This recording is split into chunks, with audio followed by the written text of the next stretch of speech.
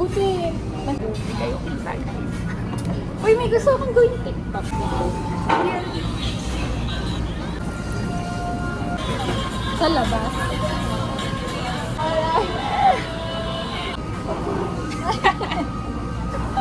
Iinarte kasi ako eh, no? Pero dun lang yun ng ano, siguro.